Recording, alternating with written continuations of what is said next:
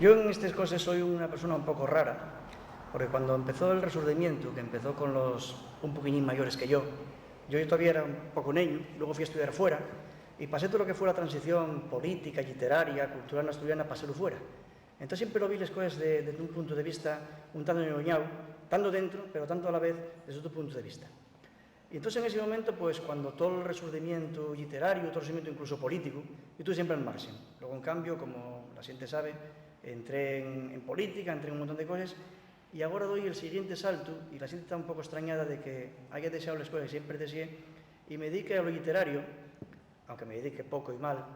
cuando precisamente lo que están entrando son generaciones nuevas, y la generación biológica mía son ya o siente consagrado o siente que lo deseó.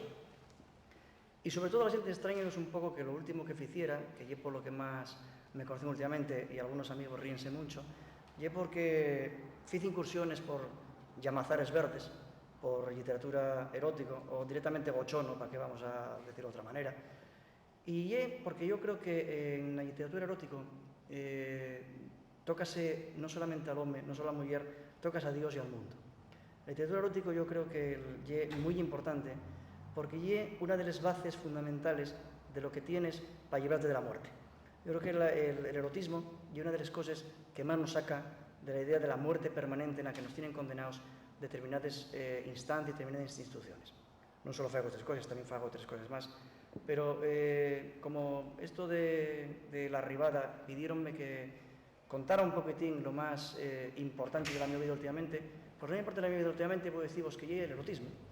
Non soy el Marqués de Sade precisamente, pero bueno, tengo las mis historietas tamén personales.